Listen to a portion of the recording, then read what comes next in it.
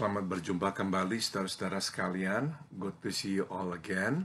Saya Paul dan ini istri saya Santi.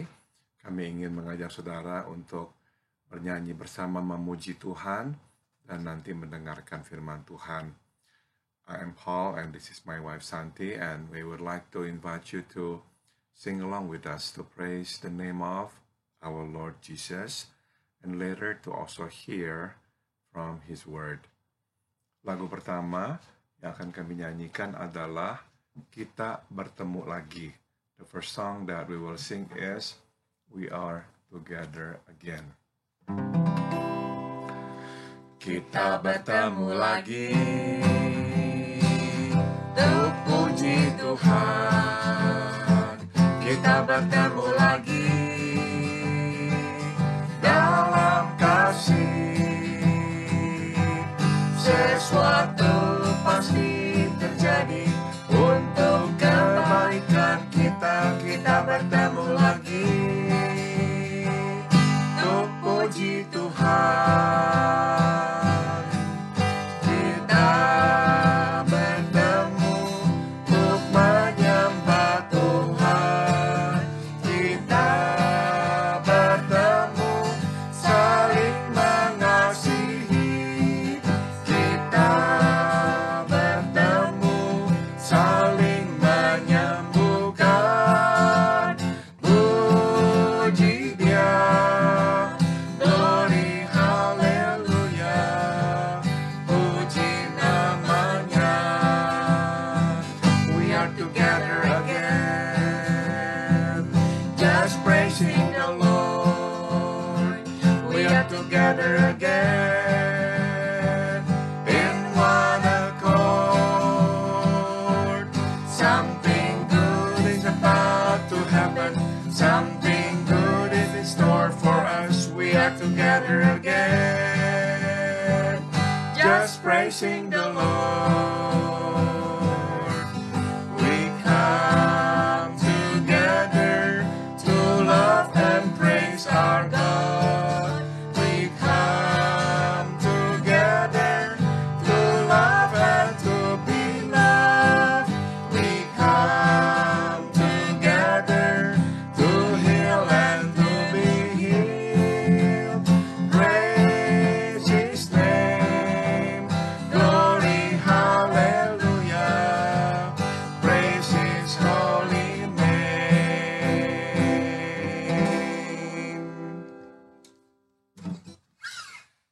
Saudara, marilah kita berdoa. Let us pray. Dear Heavenly Father, we thank you that we can come to you this morning to come and to praise your name. Bapa dalam surga, terima kasih kami boleh datang kepadamu, kami boleh menyanyikan pujian untukmu. Heavenly Father, may our days be always filled with songs of praise to you. Kami berdoa biarlah setiap hari-hari kami akan diisi dengan pujian untuk namamu. In the name of Jesus we all pray. Dalam nama Tuhan Yesus kami berdoa. Amin. Saudara, kita akan pujikan lagi lagu yang tadi sekali lagi. Kita akan bernyanyi lagi, kita mau memuji nama Tuhan. Kita bertemu lagi untuk puji Tuhan. Kita bertemu lagi dalam kasih. Sesuatu pasti terjadi untuk kebaikan kita. Kita bertemu lagi untuk puji Tuhan. Kita bertemu untuk menyembah Tuhan. Kita bertemu saling mengasihi. Kita bertemu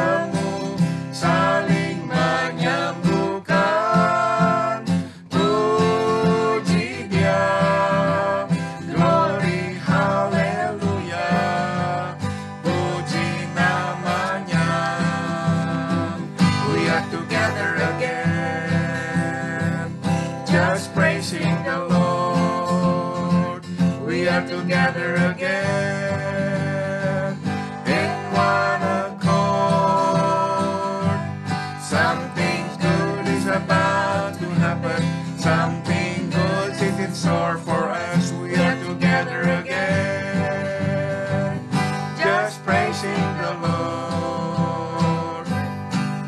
We come together to love and praise our God. We come together to love and to be loved. We come together to heal and to be healed.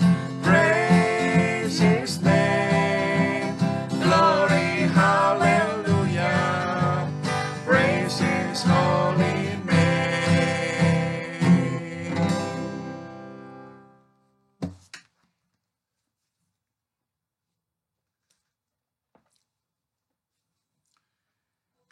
Saudara, saya akan bacakan firman Tuhan yang diambil dari Injil Matius pasal 20.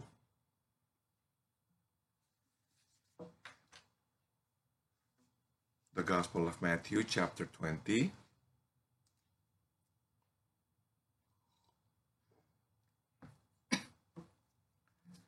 Kita membaca ayat 29 hingga ayat 34. Verse 29 to verse 34. Dan ketika Yesus dan murid-muridnya keluar dari Yeriko, orang banyak berbondong-bondong mengikuti Dia.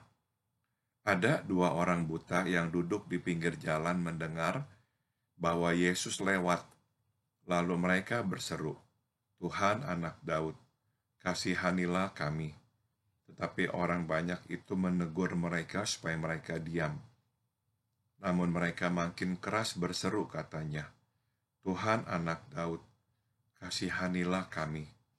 Lalu Yesus berhenti dan memanggil mereka. Ia berkata, "Apa yang kamu kehendaki supaya aku perbuat bagimu?" Jawab mereka, "Tuhan, supaya mata kami dapat melihat." Maka tergeraklah hati Yesus oleh belas kasihan, lalu Ia menjamah mata mereka, dan seketika itu juga mereka melihat, lalu mengikuti Dia.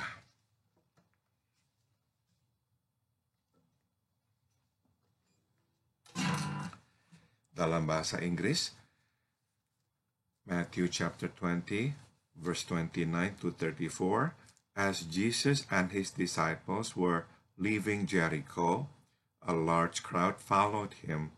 2 blind men were sitting by the roadside, and when they heard that Jesus was going by, they shouted, "Lord, Son of David, have mercy on us." The crowd rebuked them and told them to be quiet, but they shouted all the louder, "Lord, Son of David, have mercy on us." Jesus stopped and called them. "What do you want me to do for you?" He asked. "Lord," they answered, "we want our sight." Jesus had compassion on them and touched their eyes. Immediately they received their sight and followed Him. Saudara, seringkali sewaktu Tuhan mengajar sesuatu atau berkata sesuatu atau berbuat sesuatu, Dia melakukan itu sebetulnya untuk lebih dari satu tujuan. Yeah, oftentimes when Jesus our Lord did something or said something or taught us something, He actually was doing it not only for one reason or one purpose, but instead for several. Nah, kita bisa melihat itu di ayat-ayat yang baru saja kita baca tadi. And so we can see that in the verses that we have just read.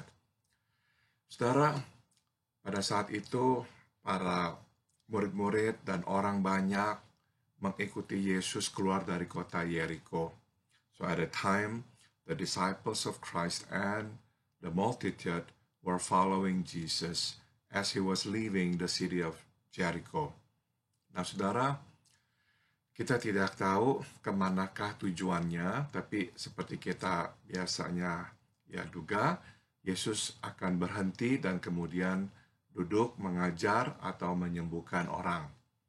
We don't know exactly where Jesus was going, but what he usually did, as he was accustomed to, he would usually just stop and he would sit and he would teach the people and he would heal the people. Nah, saya duga itulah sebabnya para murid dan orang-orang banyak mengikuti Yesus. And that's the reason why I thought the disciples and all the multitude, they were following Jesus. Mereka mengikut karena mereka berpikir tidak lama lagi Yesus akan duduk mengajar mereka dan menyembuhkan mereka. So they followed Jesus because they thought momentarily Jesus would stop, would sit perhaps, and would teach them and heal them. Nah, di tengah-tengah antisipasi itu, tiba-tiba ada dua orang buta datang berteriak-teriak, memanggil-manggil nama Yesus. So in the midst of it all, in their journey or in their trip, before Jesus stopped, suddenly two blind men came and they started shouting, calling for Jesus. Saudara, yang menarik adalah mereka memanggil Yesus, Tuhan, Anak Daud. Berbelas kasihanlah kepada saya. What's interesting is actually how they address Jesus. They call him Lord, Son of David, have mercy on us. Saudara, perkataan Anak Daud pada saat itu merujuk kepada Sang Mesias yang akan datang untuk membawa kemenangan pembebasan bagi Israel. You see, the term Son of David referred to the Messiah, God's anointed, who would come to redeem his people, to bring freedom to his people, the people of Israel. Nah, jadi saudara, kalau orang lain saat itu masih melihat Yesus sebagai guru atau rabi, dua orang buta ini sudah melihat Yesus sebagai Mesias. So you see the contrast here. The disciples and all the multitude at the time still saw Jesus as just a rabbi, a teacher.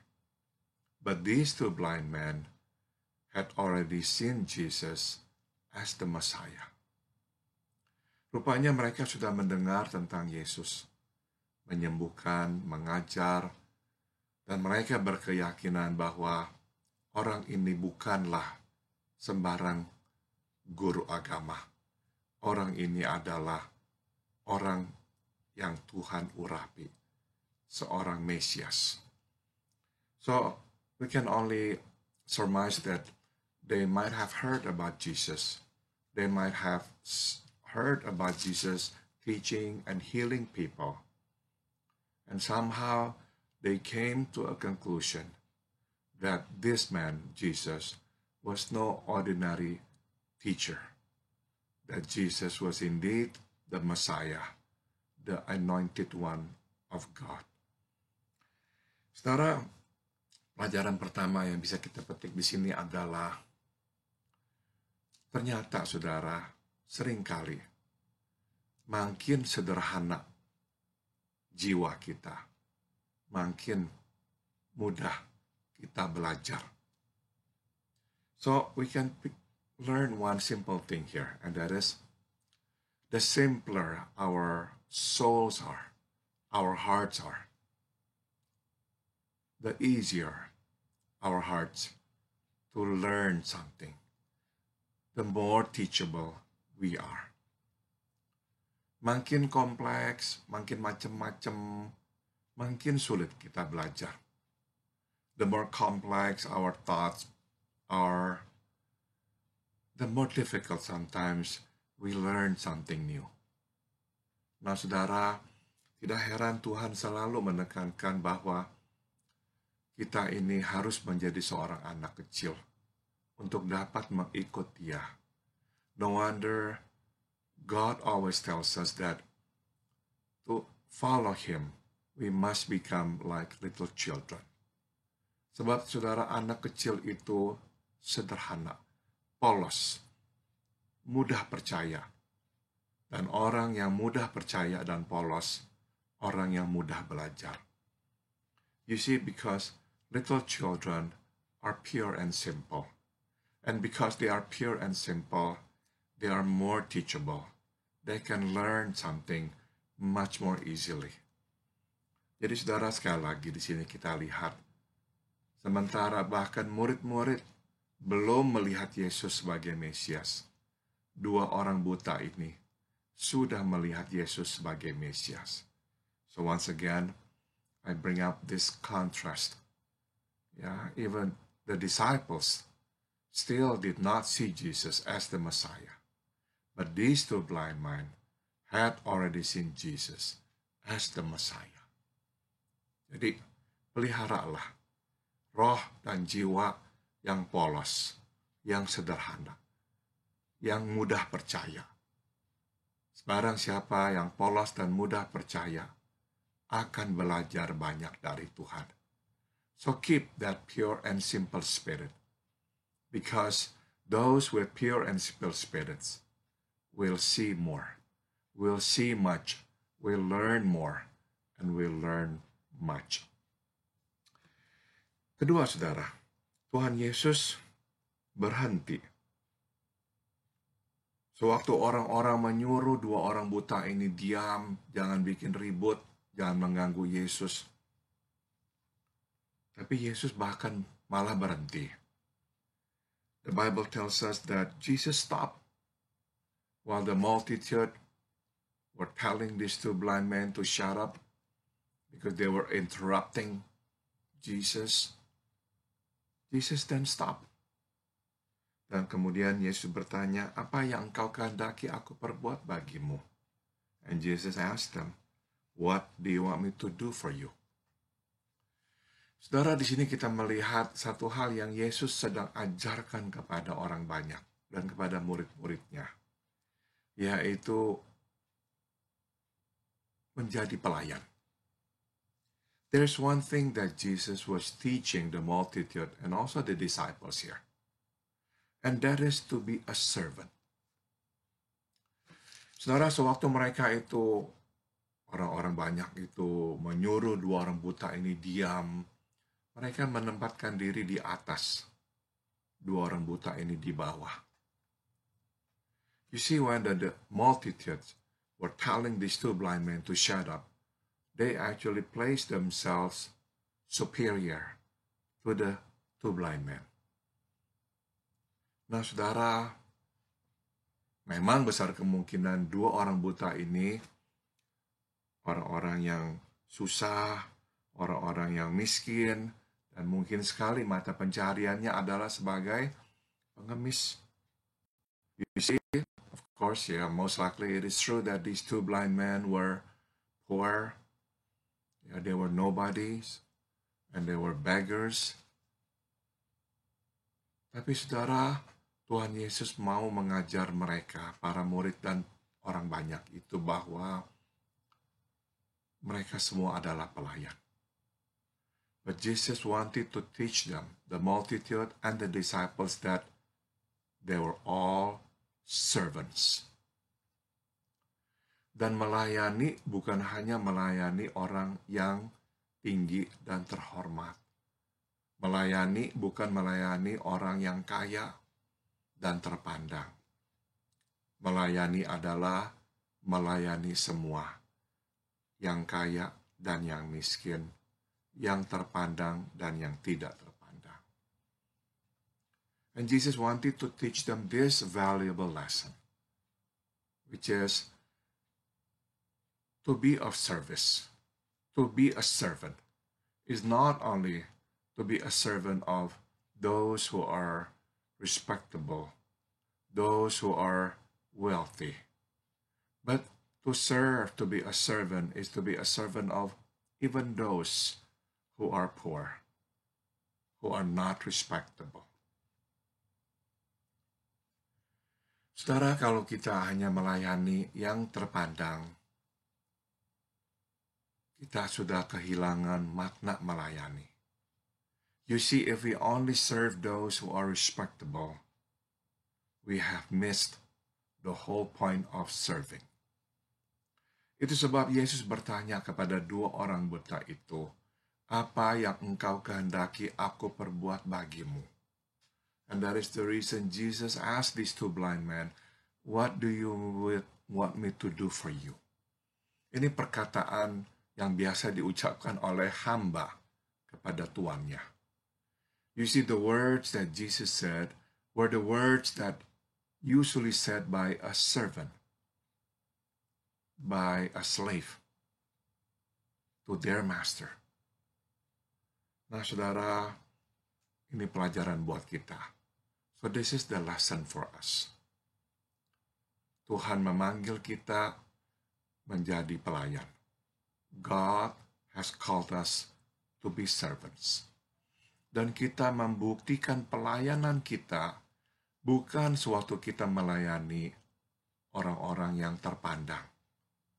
Kita membuktikan pelayanan kita suatu kita melayani orang-orang yang tak terpandang. And we show our service. We show our servanthood. Not by serving those who are respectable, but by serving those who are not respectable. Terakhir, saudara, Tuhan setelah bertanya, mereka menjawab, "Tuhan, kami ingin melihat." After Jesus asked them that question, these two blind men answered, "Lord, we want our sight." Yesus berbelas kasihan kepada mereka, kemudian ia menjamah mata mereka. The Bible says Jesus had compassion on them and touched their eyes. Saudara, inilah pelajaran ketiga yang menurut saya pelajaran yang terpenting yang Yesus ingin ajarkan kepada murid-muridnya dan orang banyak itu. I believe this third lesson is the most important lesson that Jesus was trying to teach his disciples and the multitude, yaitu pelajaran berbelas kasihan. And that is the lesson about having compassion. Saudara, ironiknya adalah mereka ini sedang bersama dengan Yesus dan sedang menantikan pengajaran Yesus. Sewaktu mereka begitu tidak sabar dan tidak berbelas kasihan kepada kedua orang buta ini. You see, what is really interesting is this.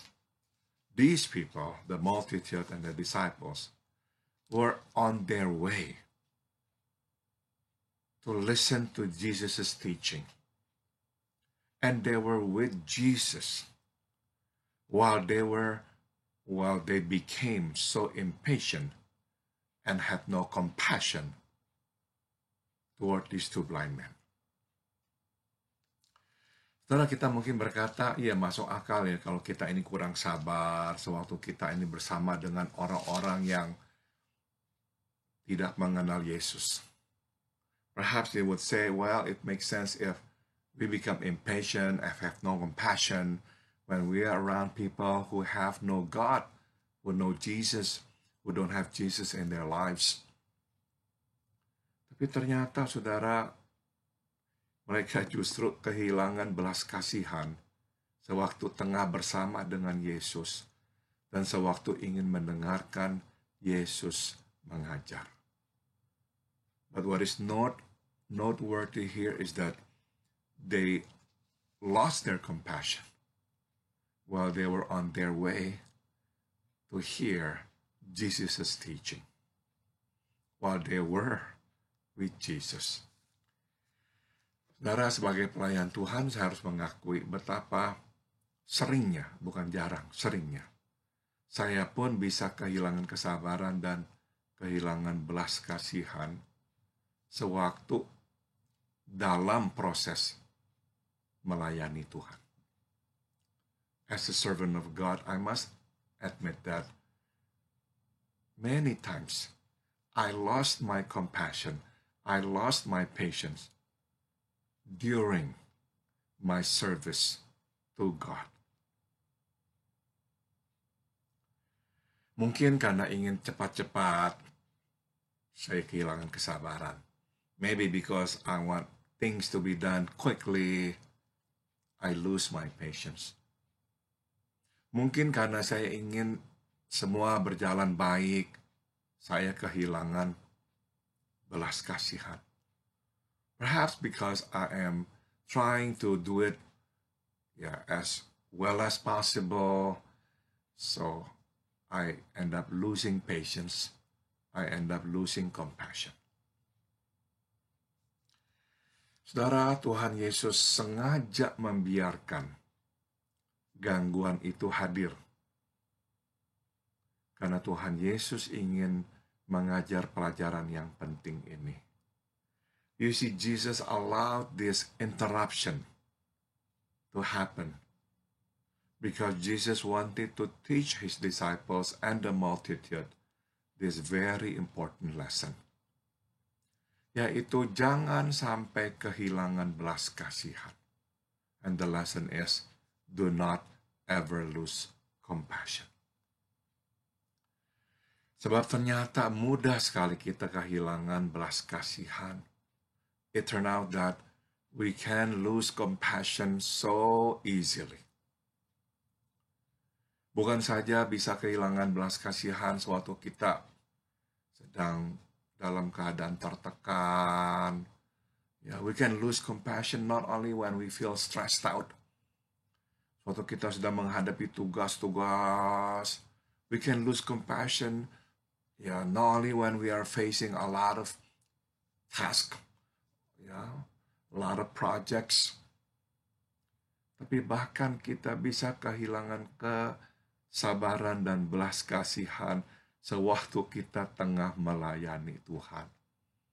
We can even lose compassion while we are in the midst of serving God. Saudara, bagi Tuhan Yesus, mana yang lebih penting? Mereka berbelas kasihan atau mereka duduk mendengarkan pengajarannya? So let me ask you this question. Which is actually more important to Jesus? For them to sit and listen to him, preaching or teaching, or for them to have compassion? Saudara, kita tahu jawabannya. Sangat jelas. Dia lebih suka pengikutnya berbelas kasihan daripada duduk berjam-jam Bible study. The answer is very, very clear. He had rather see his disciples have compassion toward others than sitting for hours having Bible study. Amin.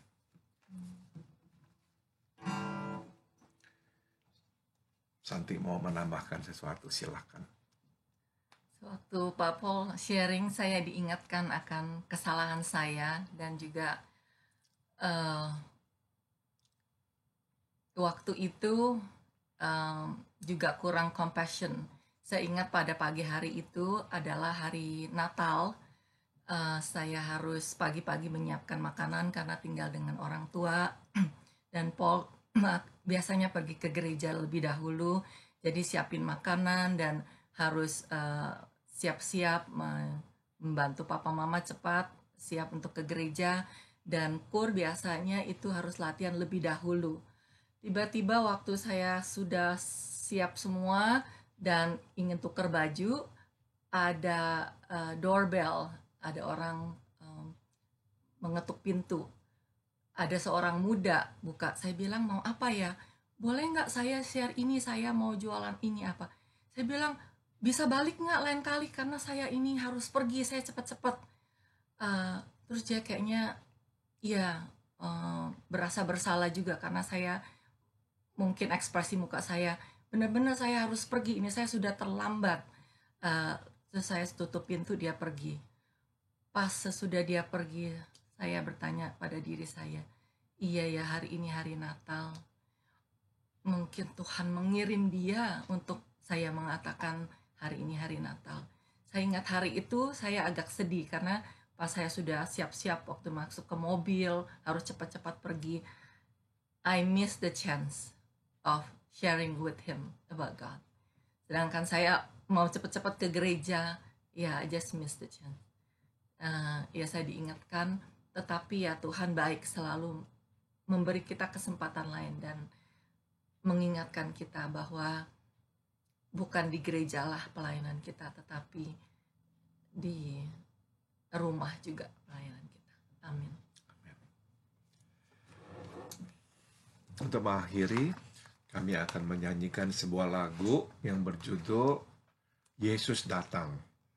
To conclude, we'll sing a song, Then Jesus Came.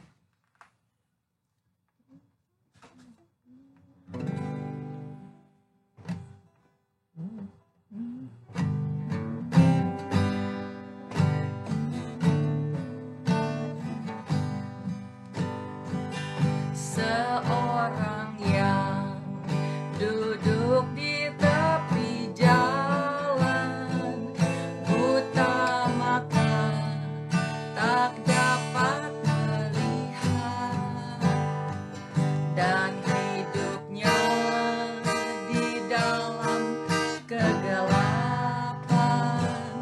Yesus datang, seliklah matanya. Yesus datang, kuasa iblis hancurlah. Yesus datang, hapus air matanya. Gelap susah menjadi sukacita. Yesus datang, mengubah semuanya. Seorang yang dirasuk kuasa iblis, berdiam di kuburan sendiri. Ia tertawan, tersiksa tak berdaya. Yesus datang, ia dibebaskannya.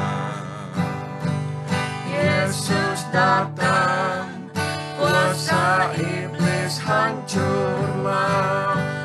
Yesus datang, hapus air matanya.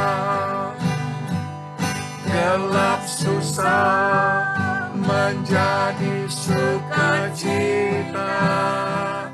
Yesus datang, mengubah semuanya. Seorang yang mengidap sakit kusta, timpang tuli, tak dapat bicara, dibelenggu penuh penderitaan. Yesus datang, ia disembuhkannya. Yesus datang, kuasa iblis hancurlah.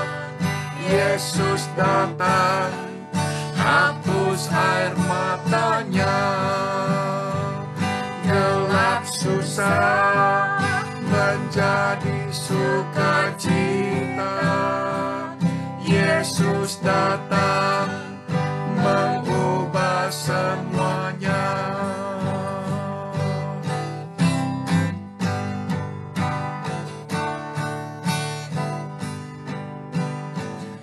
One sat alone beside the highway begging. His eyes were blind, the light he could not see. He clutched his rags and shivered in the shadows. Then Jesus came and bid bid his darkness flee. When Jesus comes, the tempter's power is broken. When Jesus comes, the tears are wiped away. He takes the gloom and fills the life with glory. For all is changed when Jesus comes to stay. From home and friends, the evil spirits drove him. Among the tombs, he dwelt in misery. He cut himself as demon powers possessed him. Then Jesus came and set the captive free. When Jesus comes, the tempter's power is broken.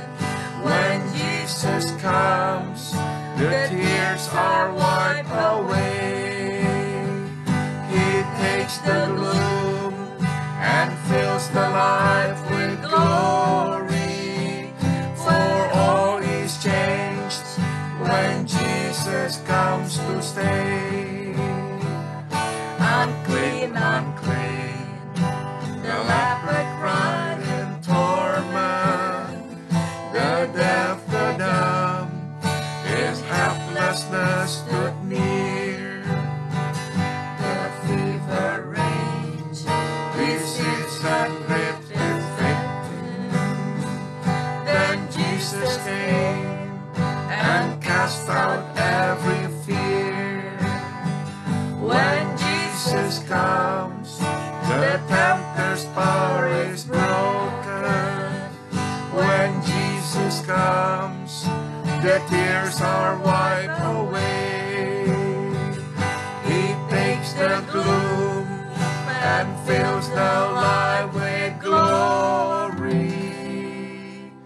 For all is changed when Jesus comes to stay.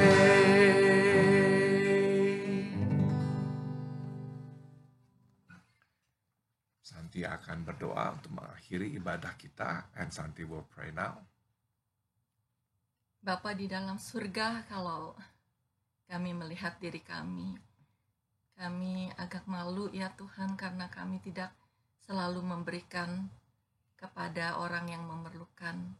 Karena kami selalu hanya memikirkan siapa yang kami ingin melayani.